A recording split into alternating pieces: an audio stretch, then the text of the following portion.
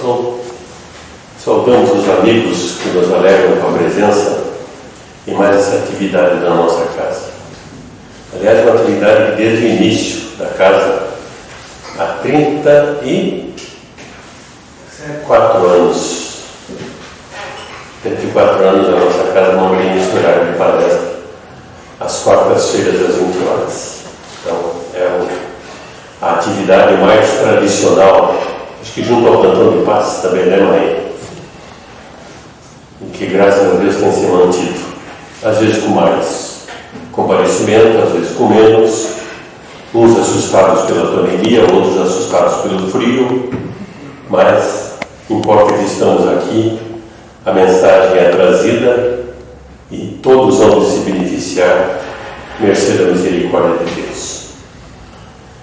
Para marcar o início da nossa atividade, vamos elevar o nosso pensamento a Deus, agradecendo essa oportunidade que Ele nos concede de aqui estarmos, em nome do Mestre Jesus, reunidos para mais uma noite de palestra, de aprendizado, de convivência fraterna entre nós, buscando o material de que necessitamos para melhor entender a vida, as nossas dificuldades, as nossas alegrias, entender essa transitoriedade que o mundo nos oferece e principalmente o que fazermos com ela e com a oportunidade da reencarnação que nos é concedida.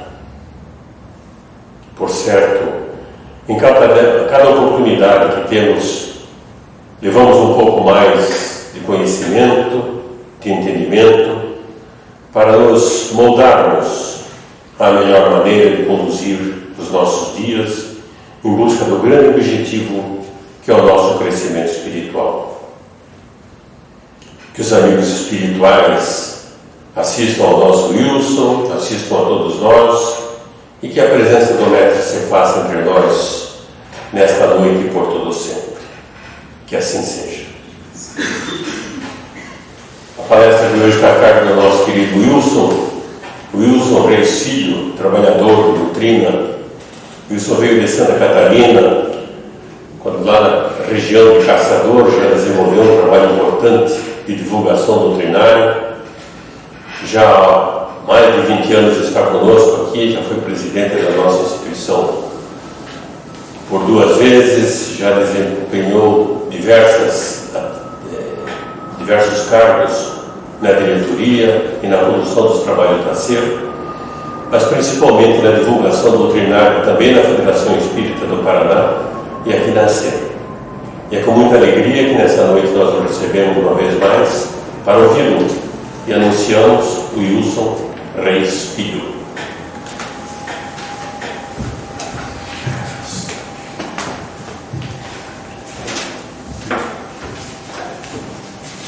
Boa noite. Que Deus nos abençoe e nos guarde uma vez mais nesta reflexão. A nossa intenção é de conversarmos sobre o assunto intitulado A Disciplina do Pensamento e a Reforma do Caráter. Esse é o título que Leon Denis deu para um dos seus textos, que consta no livro O Problema do Ser, do Destino e da Dor. Ele diz lá nesse mesmo livro, publicado no começo do século passado, 1908, por aí, mais ou menos, dizer assim: não há assunto mais importante do que o estudo do pensamento. Seus poderes, suas ações. Lembra ele nesse texto que todo o progresso científico, todas as artes que já houveram e que ainda haverão, terão na sua origem o pensamento. Toda ideia, antes até de se corporificar no mundo físico, ela é concebida através do pensamento. Para termos uma ideia, né, do que o pensamento representa. O a faculdade de pensar, ela é do ser humano, né? E o ser humano, ou pelo menos o Homo sapiens, tem aí cerca de 1 milhão de anos. Então nós somos bebês comparados com os outros seres desse planeta. Os insetos são muito mais antigos. As formigas têm 120 milhões de anos e nós temos 1 milhão. A existência nossa aqui. O nosso ancestral, o Australopithecus, tem 2 a 3 milhões de anos. Quando a gente toma conhecimento disso, nossa, quanto tempo, né? Mas isso não é nada se a gente comparar com o tempo que existem outras espécies. Bom, mas acontece que nós somos no topo da escala evolutiva, a gente raciocina, a gente pensa, a gente tem a razão para fazer uso. Dá até para você brincar com a pessoa que fica muito irada e você, para acalmar a situação, você pode dizer: tudo bem, você tem razão. Na verdade, você pode estar dizendo que ela tem a capacidade de raciocinar, mas não disse se ela está usando ou não, né? Então, tudo bem, você tem razão. Todos temos a razão, no sentido de capacidade de raciocinar, de pensar, de fazer escolhas. Então todos temos razão. Nem sempre estamos certos, nem sempre estamos fazendo uso da razão, mas nós temos a possibilidade de fazer escolhas, de pensar e de decidir o que é melhor no momento. Coisa que não fazíamos enquanto a essência espiritual, pertencente ao mundo animal, onde o instinto era que decidia tudo. A gente não tinha essa possibilidade de escolhas. Como ser humano, a gente conservou o instinto e tem a possibilidade de perceber se está na hora da gente olhar para os acontecimentos e entendê-los melhor, gerando pensamentos próprios. O que não é comum termos os nossos próprios pensamentos. É muito comum a gente copiar pensamentos externos, clonar os pensamentos externos. Parece que isso dá menos trabalho, mais cômodo. Porque gerar um pensamento próprio, nós temos que aprender a observar melhor os acontecimentos. E é para isso que a razão serve. Fôssemos detentores apenas de instinto, a gente não faria uso de nada mais do que essa inteligência rudimentar automática que nos faz preservar a vida, buscando alimento,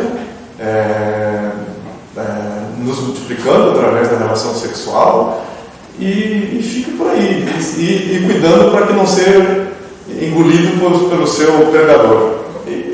E boa, e fica por aí. Só que no mundo animal irracional não há evolução como a gente tem a possibilidade no ser humano. Se a gente imaginar como é que era um cachorro no período medieval, é um cachorro hoje. Ele era capaz de ensiná-lo, adestrá-lo de alguma forma, como você consegue fazer hoje. Mas mais do que isso, não. Então, o instinto, ele não possibilita essa evolução que a razão e o livre-arbítrio é consagrado ao ser humano. Então, por que eu estou falando tudo isso? Para a gente pensar sobre qual o fim, qual o objetivo, a utilidade da capacidade de pensar, de raciocinar.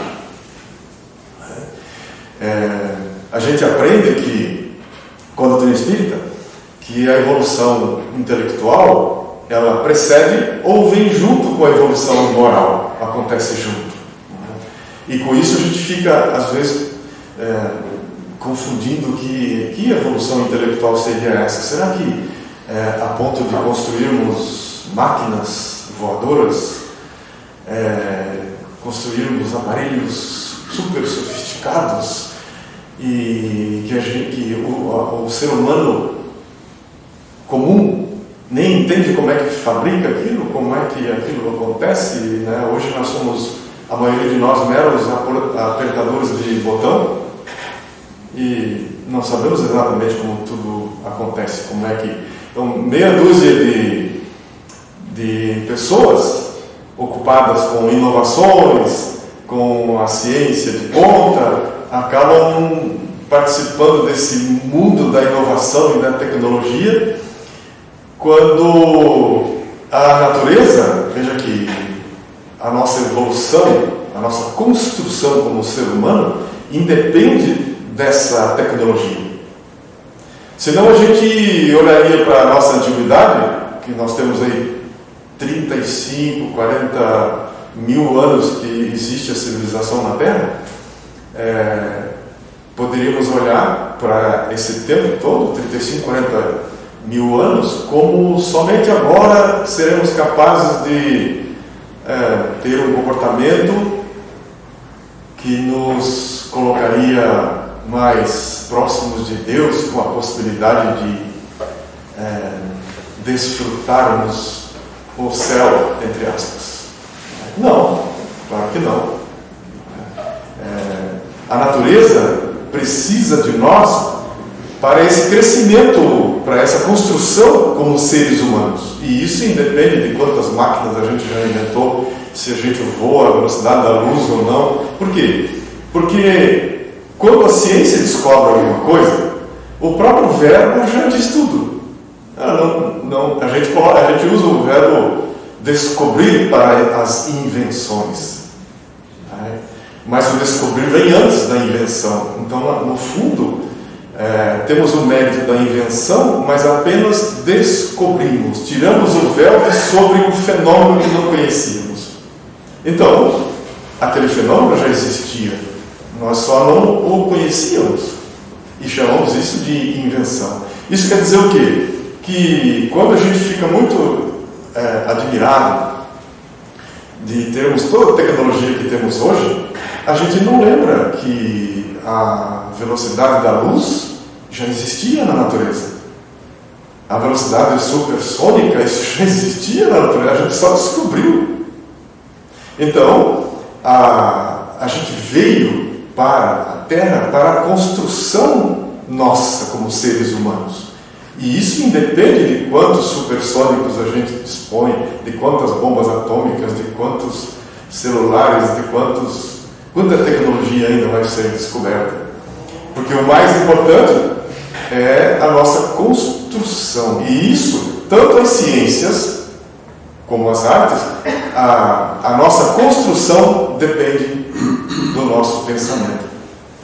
Nenhum passo, seja na área das artes, das ciências, inovação que seja, acontecerá sem a participação do pensamento, sem a gente idealizar aquilo. Ninguém consegue ter um pensamento seu se ele não exercitar a sua mente para observar algo diferente do que até então lhe é trazido de fora para dentro. Para ter um pensamento genuíno seu, a gente vai ter que parar, recolher e pensar sobre. Veja que para isso a gente tem que ter um propósito. E esse propósito nem sempre precisa ser um propósito elevado. Pode ser um propósito de enriquecer. Alguém quer por todo custo ficar trilionário. É um propósito. Por si só, esse propósito vai fazer com que a pessoa passe a ter um comportamento inovador. Nem sempre trazendo benefícios para a humanidade. Né? Ele está querendo ficar rico. Mas tem um propósito. Se esse propósito for um propósito humanitário, voltado para a fraternidade, voltado para a compaixão, para esse humanismo, aí esse propósito se completa no sentido da pessoa agora passar a utilizar o seu pensamento e a ter um exercício mental que o deixa mais claro, mais rápido, mais ligado com o que é divino.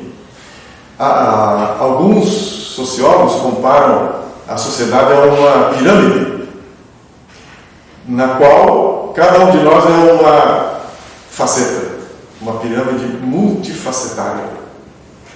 É muito interessante essa analogia a uma pirâmide, porque se a gente se considerar uma das multifaces dessa pirâmide, toda vez que o nosso comportamento, nosso pensamento, agora gerar uma emoção, uma reação, fica muito fácil de medir se é fraterna ou não, se somos detentores da verdade, porque todo mundo quer ser detentor da verdade, né?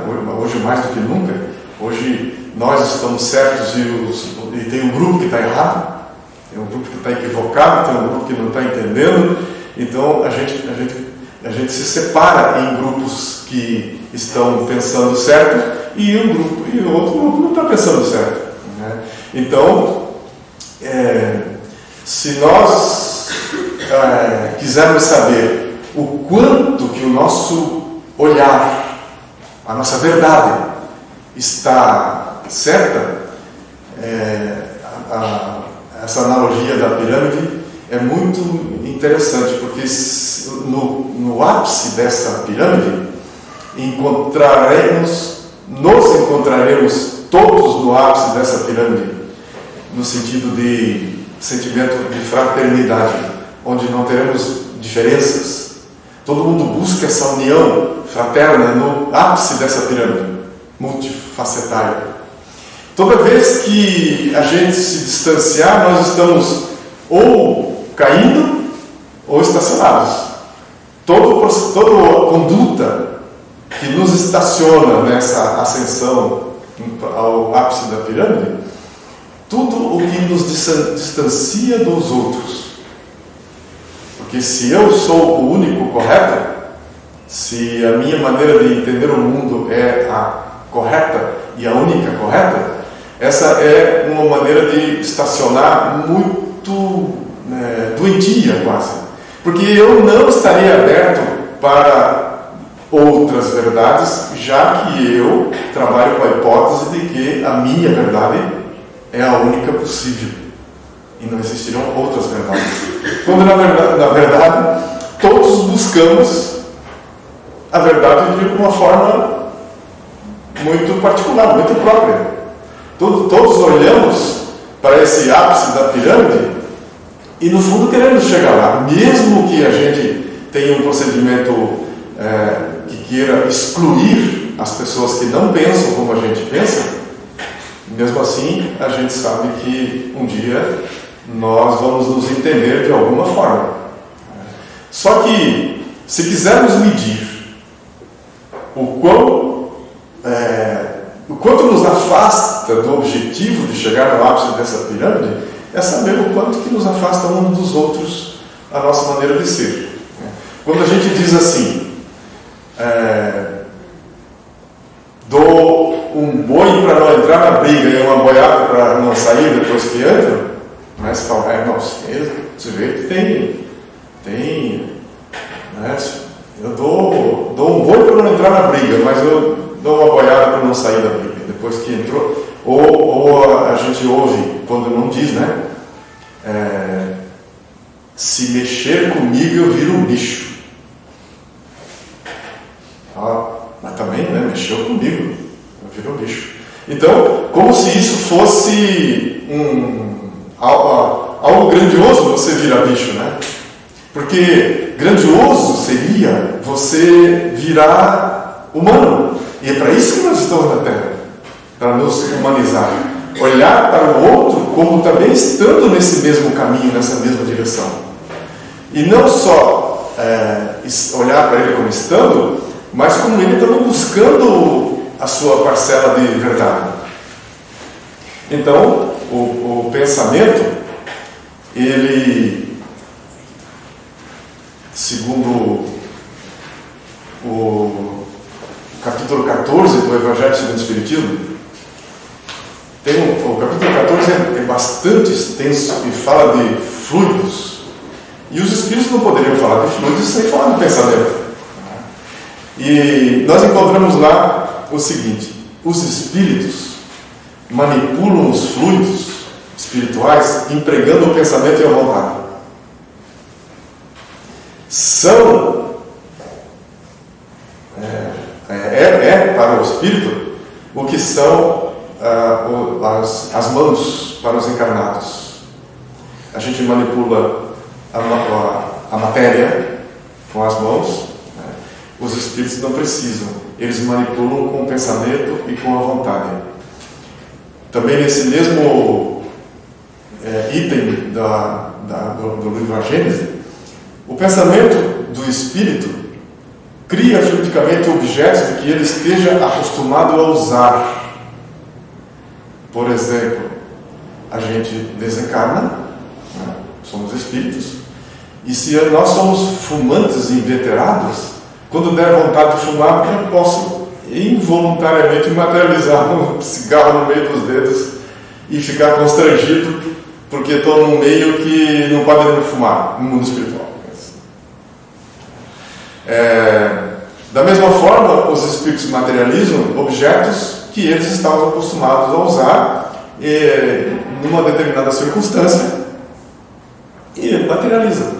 O pensamento, ele manipula fluidos espirituais, materializando objetos no mundo espiritual, como também materializa objetos no mundo físico. Esse fenômeno chamado de materialização. Vamos lá.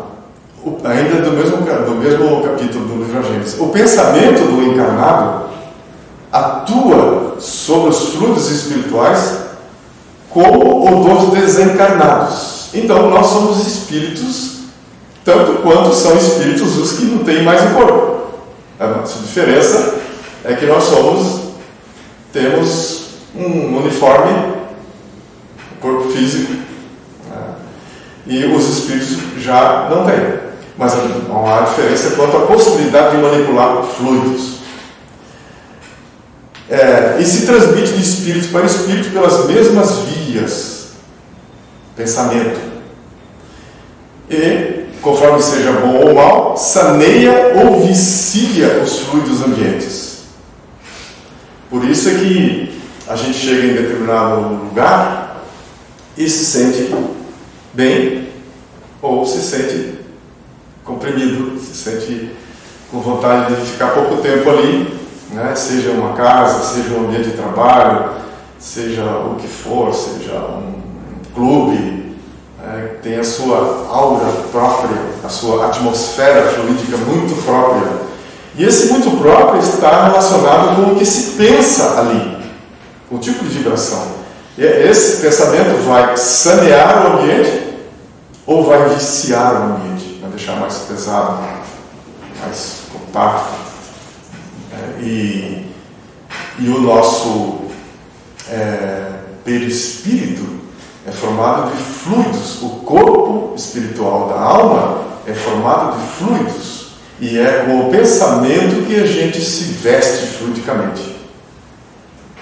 Então, dependendo do ambiente que a gente frequenta, o nosso perispírito, formado de matéria espiritual e forjado com a força do pensamento,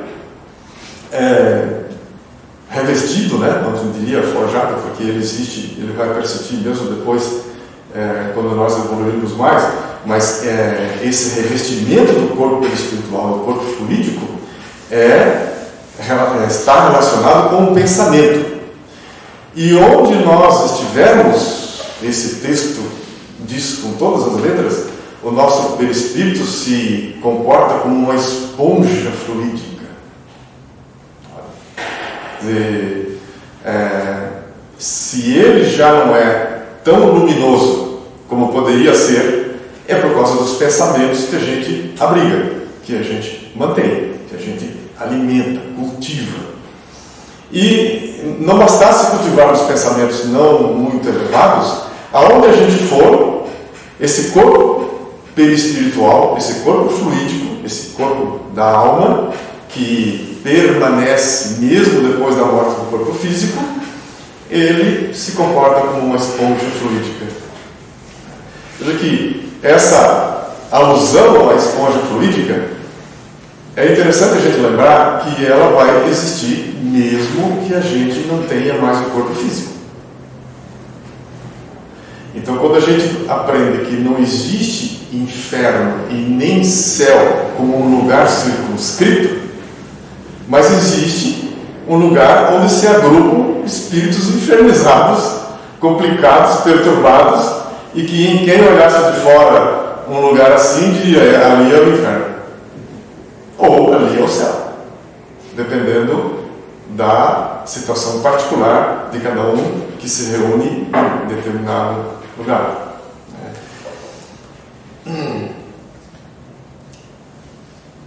Diz ainda o Leon Denis, nesse livro, voltando ao livro de Leon Denis, do começo do século passado, diz assim: nossos pensamentos constantemente passam de um para outro assunto. Hoje não precisava nem dizer isso, né? Porque se a gente quiser, imagine, se a gente se propor agora, vamos prestar atenção nos ruídos que estão acontecendo lá fora,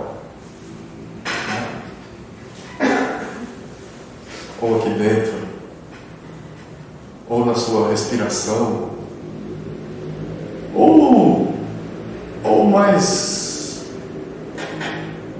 fácil, a gente poderíamos nos propor a encontrar 10 motivos em que somos muito agradecidos, né, toda a nossa existência. 10 motivos. Com certeza a gente teria uma certa dificuldade no primeiro momento. Porque assim, como motivos para agradecer? Porque a gente, durante as 24 horas, a gente assume uma posição de vítima de tal forma, porque até se chover, a gente é vítima. Se não chover, a gente é vítima. Se der frio, a gente é vítima. Se o frio for embora, também somos vítimas. E a gente assumiu uma posição de vítima, seja o que for. Se a gente sair atrasado e pegar um trânsito complicado, a gente é vítima. Vítima de não ter acordado mais cedo e de ter saído mais cedo para se ter mais tanto. Então, veja que essa posição de vítima, ela dificulta nós encontrarmos 10 motivos para sermos imensamente gratos. 10. Quando a gente deveria ser grato até pelo ar, por cada inspiração. Mas a gente passa 10 anos e não lembrou nem que respira. Mas deveríamos ser gratos por cada inspiração. A gente não tem nem que pensar, o corpo respira. A gente não tem que pensar, ele digere, ele cuida de outras funções vitais, o coração bate ininterruptamente. Se ele perder o ritmo, já fica complicado, ele começa a formar coágulos e a gente vai ter problemas seríssimos, só com o descompasso do coração.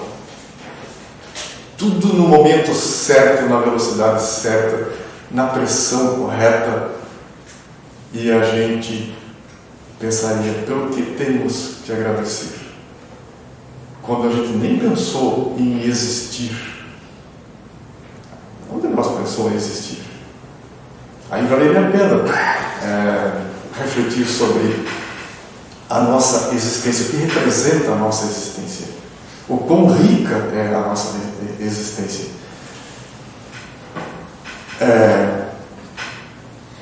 Então, os nossos pensamentos, voltando aos pensamentos especificamente, eles podem ser internos ou externos. A maioria de nós, criaturas humanas, se contenta com copiar, consumir os pensamentos externos, a ponto de, vou tomar a liberdade de ler para vocês, e recomendo que quem puder ler, leia o livro Pensamento e Vida. Esse livro foi escrito em 1958, mas é atualíssimo. Nada da neurociência desdisse o que está aqui.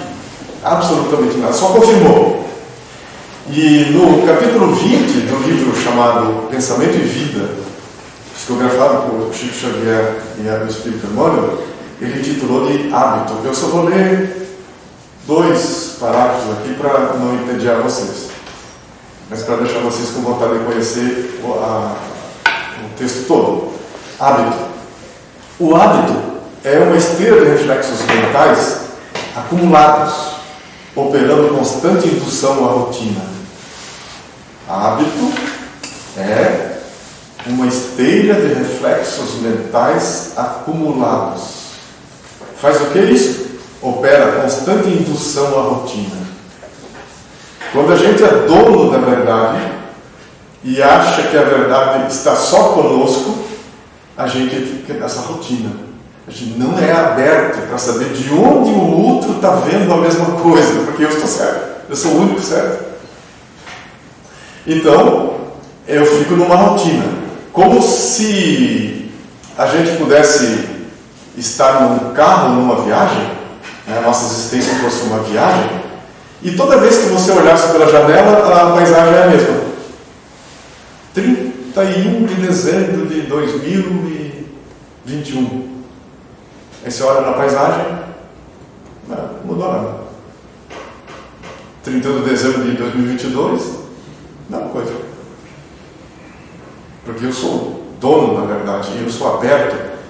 Veja que estar na Terra para crescer significa que o que eu vejo lá fora, eu tenho que gerar em mim uma direção, porque ninguém vai crescer por mim.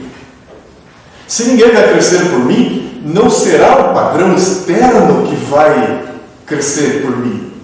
Eu tenho que ter o meu olhar, eu tenho que desenvolver a minha capacidade de crescer, eu tenho que gerar meus próprios pensamentos, porque nenhum pensamento de ninguém vai me fazer crescer, desde que eu possa adotar experiências dos outros. Sim, mas não é uma experiência que eu necessariamente vivi. Aí diz o Espírito aqui ainda: herdeiros de milênios gastos na recapitulação de muitas experiências análogas entre si, porque se a gente não pensa por si, a gente continua copiando o que os outros estão fazendo. Então, somos herdeiros de milênios gastos na recapitulação de muitas experiências análogas entre si.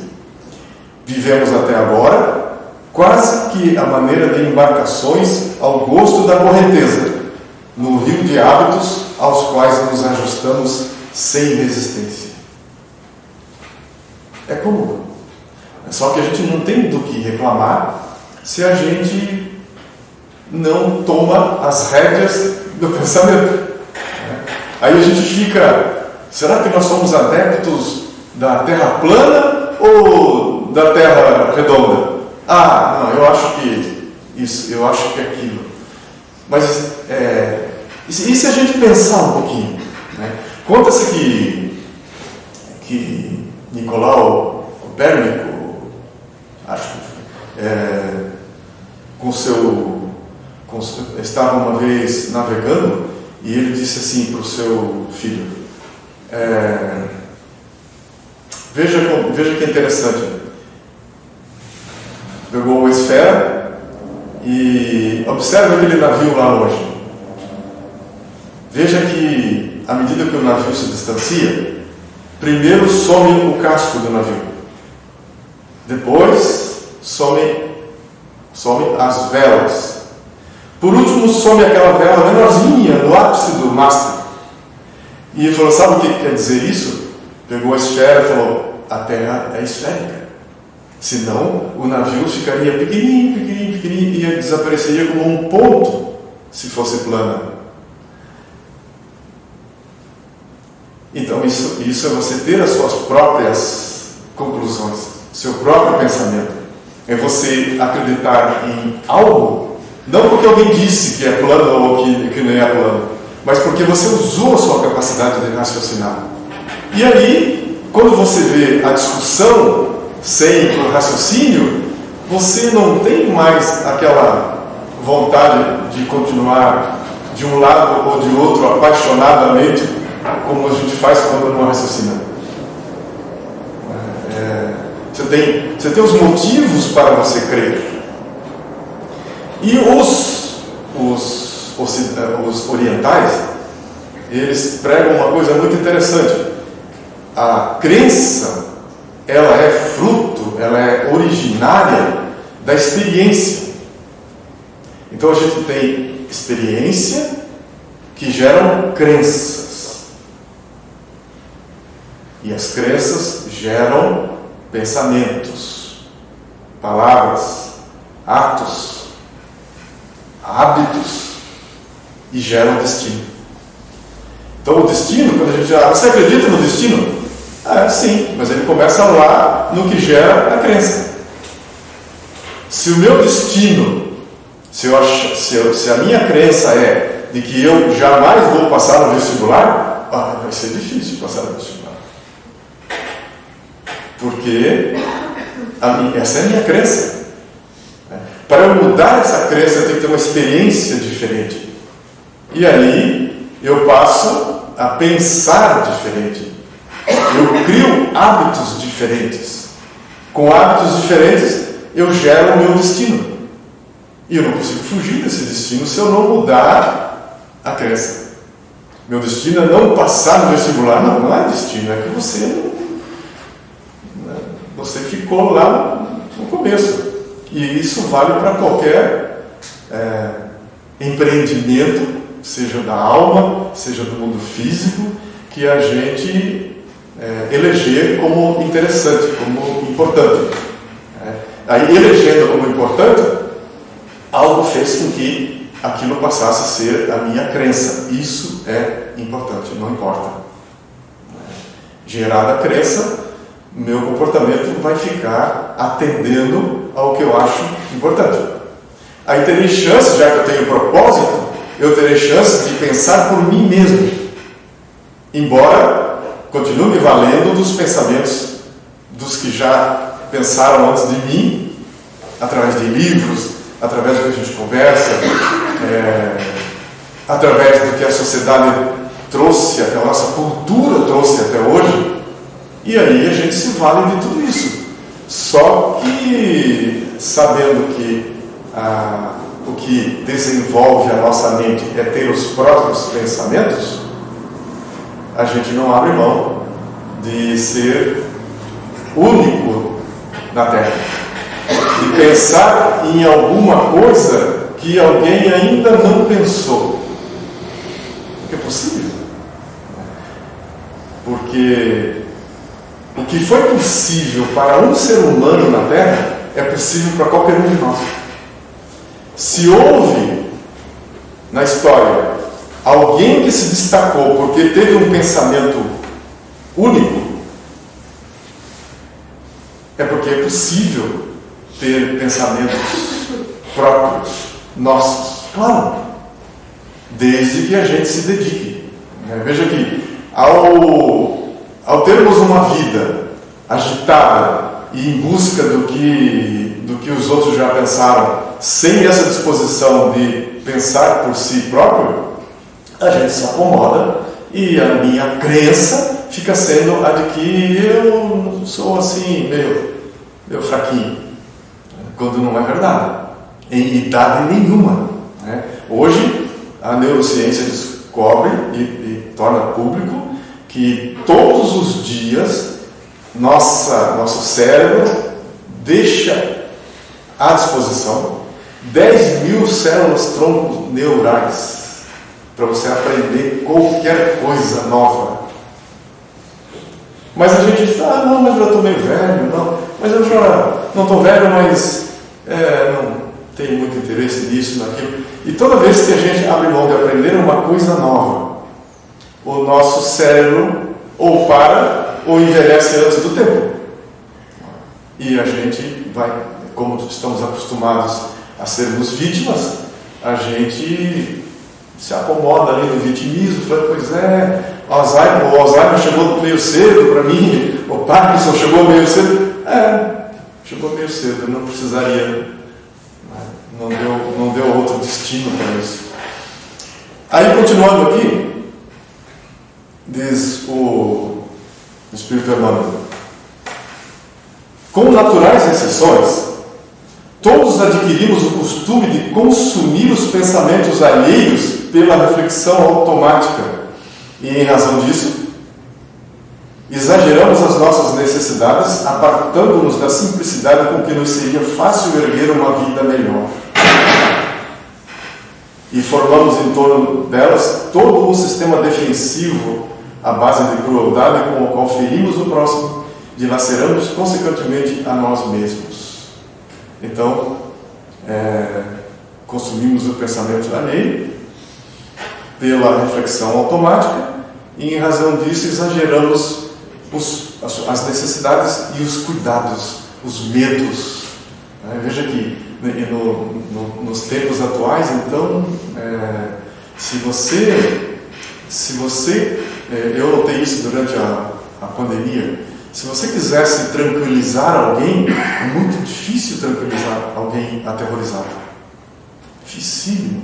Porque se você falar, olha, não é tudo isso, ela fica mais aterrorizada. E se você falar, não, é tudo isso e um pouco mais, ela fica mais aterrorizada.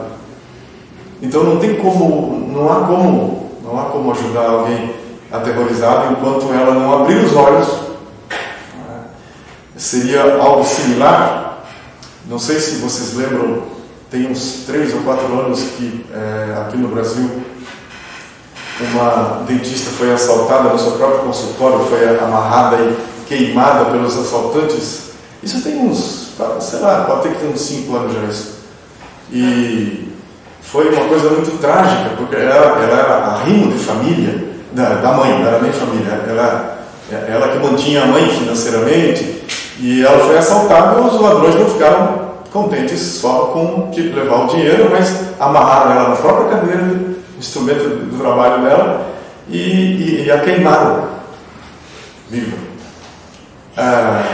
Eu fico imaginando assim, atender um espírito que morreu nessas condições, logicamente que foi atendida, mas só há como ser atendida se esse espírito agora abrir os olhos e perceber que não tem mais fogo, que os assaltantes já foram embora, já acabou, venha, estamos desamarrando você, qualquer coisa assim, venha, olha aqui, tem médicos aqui, tem atendimento, tem medicamento, venha. Se não abrir os olhos, a pessoa vai ficar queimando e se sentindo queimando e assaltada até enquanto ela não perceber que acabou. Então, se a gente consome pensamentos alheios de fora para dentro, aterrorizantes, a gente pode criar crenças de que o mundo é um mundo que a gente nem devia estar aqui. É um mundo que conspira contra a nossa tranquilidade.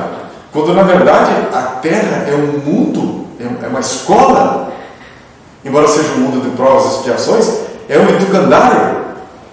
Todas as dificuldades, todos os obstáculos, eles são didáticos. É para a gente olhar para ele e seguir a recomendação de Sócrates, né? Com tese e antítese. Assim, o que é que está me causando se apresentando como um obstáculo? Tenho que tirar ali uma síntese Eu tenho que sair melhor daquele conflito. Sem conflito, não há crescimento. Não aparamos as arestas nossas de quem a gente convive sem o conflito. Então, toda vez que a gente se defrontar com um conflito, se a nossa vontade, nossa ação, ela nos distancia do ápice dessa pirâmide social, do exemplo, nós estaremos trabalhando contra o nosso próprio crescimento e o crescimento daqueles que convivemos. Toda vez que o nosso procedimento ele nos aproxima uns dos outros, ao nos aproximarmos a gente sobe na pirâmide e ao nos distanciarmos a gente desce ou estaciona. E isso não precisa ser em ato, em pensamento. Toda vez que a gente tiver dificuldades, seja porque o cachorro do vizinho faz buraco no nosso jardim, ou porque qualquer coisa vulgar, né? Toda vez que a gente acha que quer vestir o nosso vizinho com o hábito tenebroso de agir assim ou assado, toda vez que o nosso ímpeto for para nos distanciar, a gente está estacionado ou descendo na pirâmide social, nessa analogia à fraternidade, para servir como medida. Porque às vezes o nosso ímpeto de momento é de escalpelar alguém, mas como a gente sabe que o pensamento, veja que por isso é que o pecado por pensamento é tão válido quanto o pecado de fato, né? O erro, né? Hoje os técnicos de determinadas modalidades esportivas, eles trabalham isso na prática.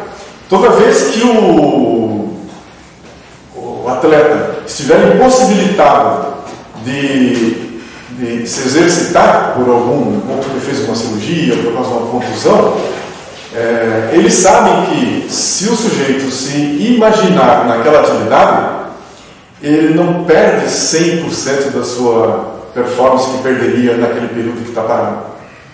Se ele se imaginar nadando, ele perde, mas não tanto. Toda a sua mente, toda a sua atenção está voltada para aquela atividade. Isso quer dizer o quê? Que se quisermos mudar o nosso padrão mental, a gente vai ter que estar presente nas atividades que nós estivermos fazendo. É difícil. Nós tomamos banho pensando no que vamos fazer daqui a pouco. A gente senta no vaso sanitário e está pensando, quando não pega uma revista, né? Tem gente que tem uma revista.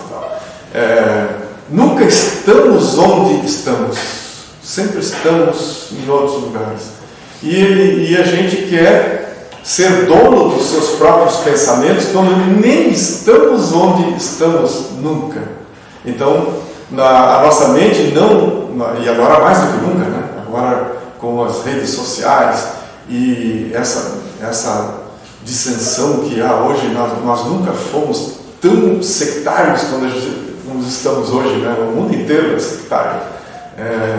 As pessoas ficam curiosas para saber qual a sua posição política e partidária. Será que... Mas não esperava que você, tão inteligente... entendeu? Só eu estou certo.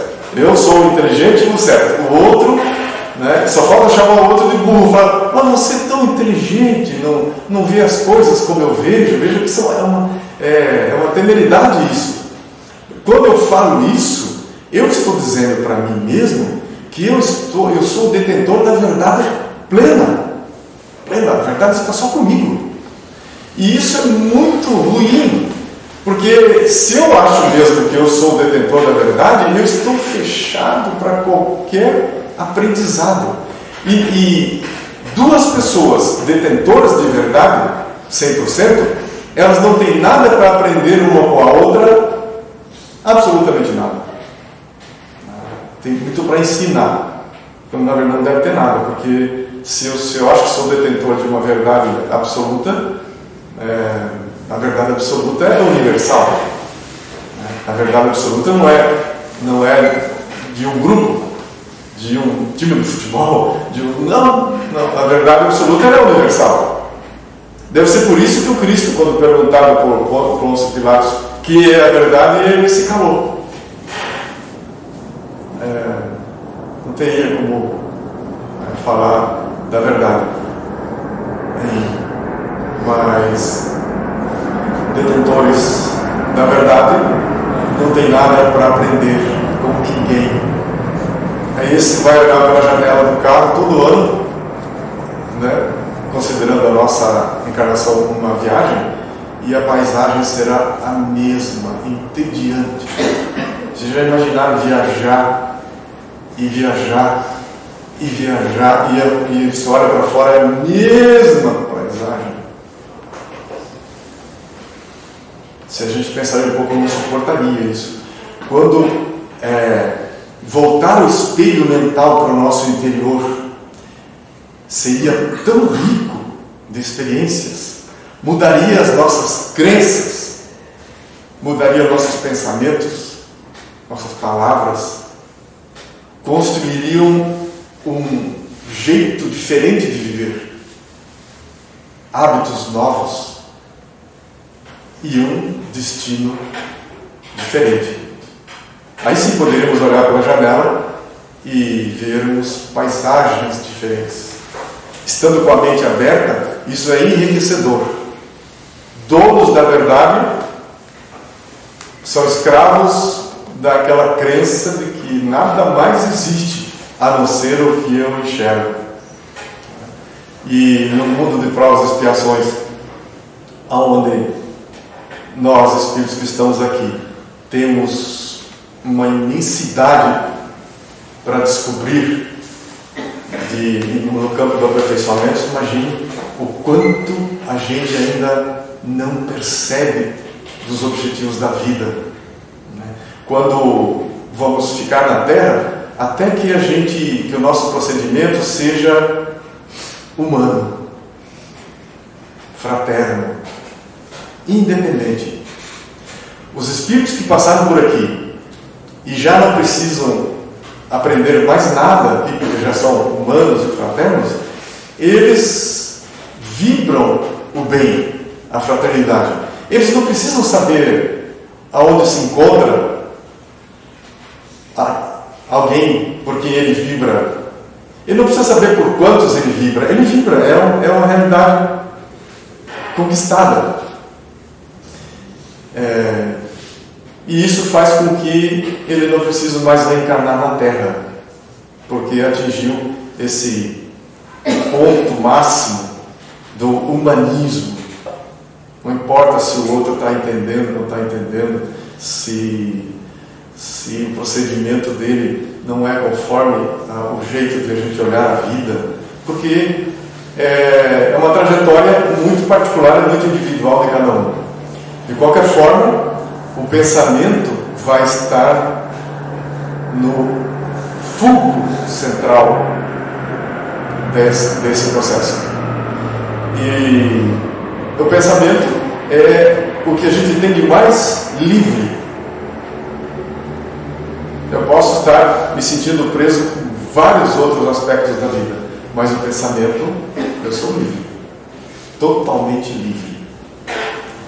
E aí, no que a gente é totalmente livre, a gente deixa de usar para se escravizar ao que a gente adota de pensamentos de fora para dentro.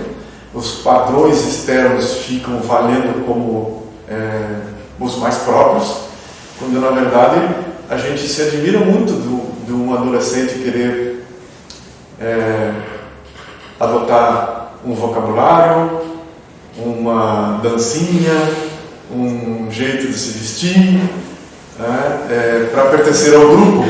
Sei lá, isso é normal, né? Na adolescência a gente tem as dancinhas, tem a roupa, tem o vocabulário, para a gente se sentir pertencente ao grupo. Mas se nós somos adultos e a gente adota padrão exterior, pensamentos acabados, que vêm de fora para dentro e a gente adota, é a mesma coisa, a gente não raciocina.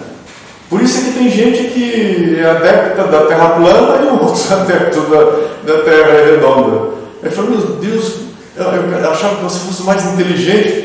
Mas o outro também acha que você devia ser inteligente e entender do jeito que ele está entendendo. Porque ambos estão com a mente fechada, não exercitam a sua mente para ver de fato como a vida é. Ver como as coisas são de fato, não como estão dizendo que é. Então vale a pena nós exercitarmos a nossa capacidade de perceber. E faz muito bem a gente começar a se ensaboar com a mão esquerda quando estiver no chuveiro. Tentem lavar o cabelo com a mão esquerda, escovar os dentes com a mão esquerda. Só para sair tentem sentar num lugar diferente na mesa, não aquela mesma cadeira de sempre. Tentem mudar um pouquinho, sair um pouco da mesmice, só com esse objetivo de prestar atenção no que a gente está fazendo naquele momento. Parece coisa tola, mas vale a pena. Se a gente teve um dia muito agitado, pense, antes de dormir, em 10 motivos para sermos realmente agradecidos pelos 9 meses que a nossa mãe nos gestou, pelas dificuldades que nossos pais tiveram. Quantas vezes nos levaram no médico e se preocuparam que tinha problemas de saúde e disso, daquilo. Quanta coisa. Nossos professores, né, da pré-escola, enfim, não precisamos nem chegar no fato de termos alimento disponível, o ar disponível, a capacidade de raciocinar, e com isso a gente se acalma um pouco mais e fica mais dono de si, ao invés de dormir agitado, como se o mundo conspirasse contra ele. Durante o sono, o nosso pensamento continua trabalhando contra nós. E hoje, depois que o Dr. Bruce Lipton publicou o livro A Biologia da Crença, faz todo sentido a gente se preocupar com o que a gente pensa, porque ele descobriu, e publicou nesse livro, que o cérebro das células do corpo humano, de qualquer célula, mas ele estava se referindo ao corpo humano, é a membrana celular. A membrana celular tem 3 proteínas diferentes. A proteína de fora, ela identifica as substâncias que chegam na área intercelular, né, através da corrente sanguínea. E as substâncias que chegam lá, elas são conforme o que está acontecendo.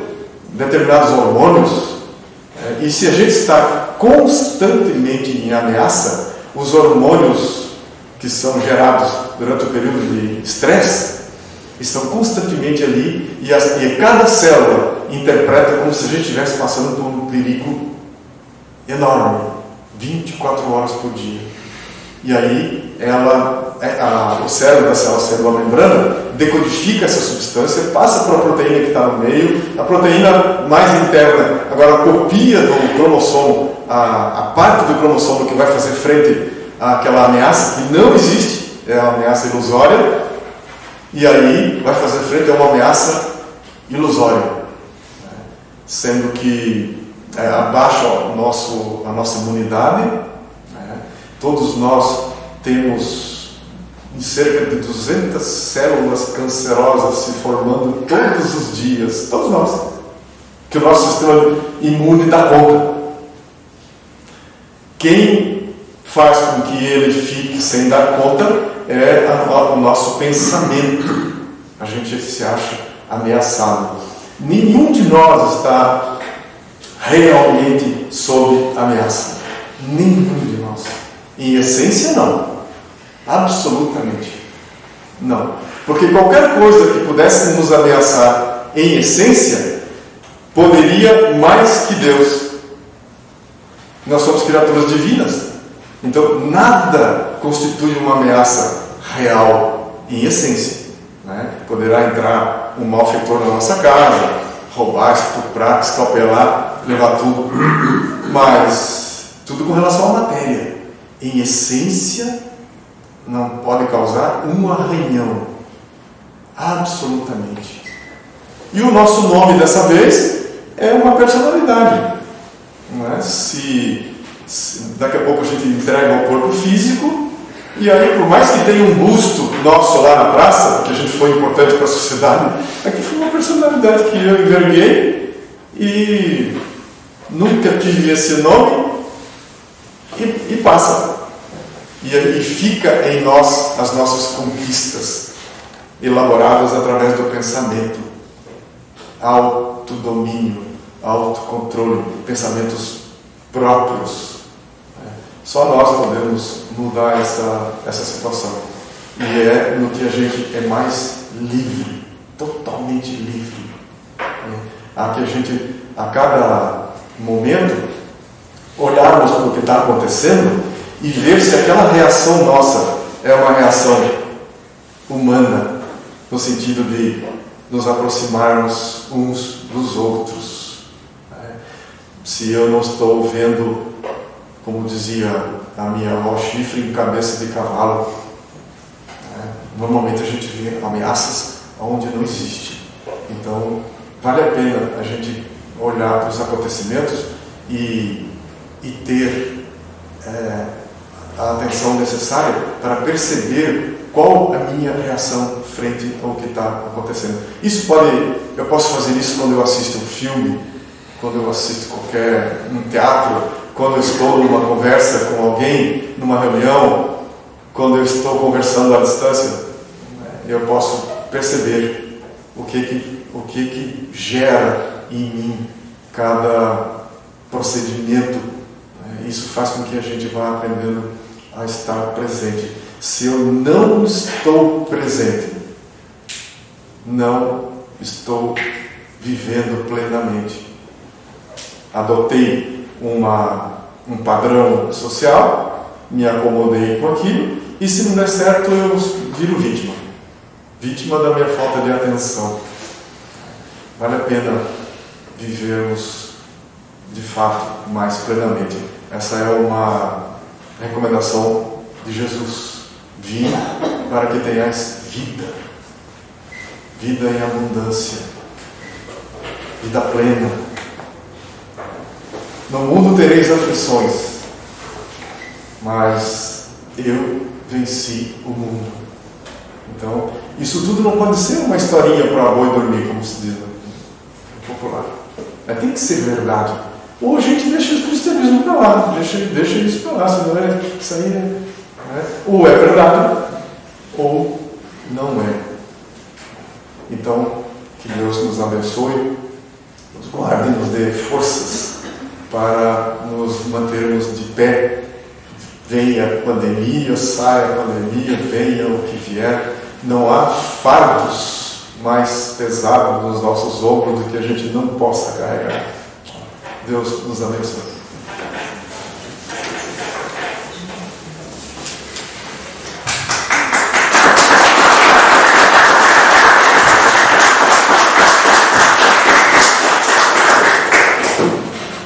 Nosso agradecimento ao Wilson pelo seu trabalho, pela mensagem que nos traz, para tanta reflexão, né?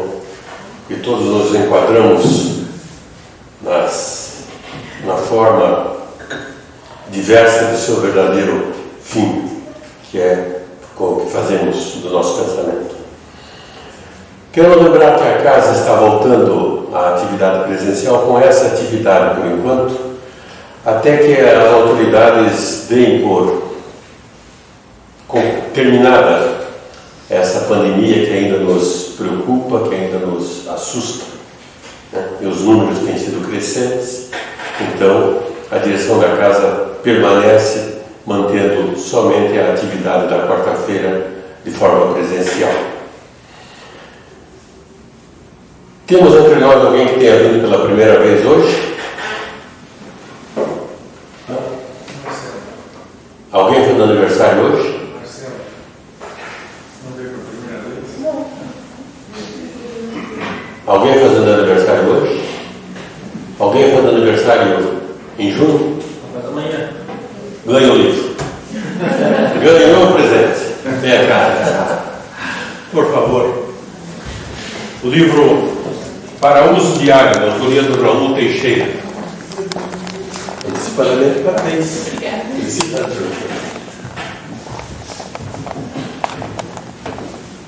Vamos encerrar as nossas atividades desta noite, agradecendo a Deus pela oportunidade de aqui estarmos, pela reunião proveitosa para todos nós, pelo material que levamos conosco para a nossa reflexão, mas principalmente para o nosso uso, chamando-nos a atenção para o que fazemos do nosso pensamento, do nosso tempo, das nossas inatividades, enfim, a nossa melhor forma de agir, dando utilidade a cada instante de nossas vidas. Sempre há algo de útil a fazer, mas há muito de útil a pensar. Que Jesus nos acompanhe no retorno aos nossos lares, que o Mestre, no seu infinito amor, abençoe nossos familiares e que assista a todos aqueles necessitados de quem nos lembramos neste momento. Que possamos retornar à casa sob a assistência dos amigos espirituais e do Mestre Jesus, nesta noite e por todo sempre. Que assim seja. Muito obrigado a todos, uma boa noite.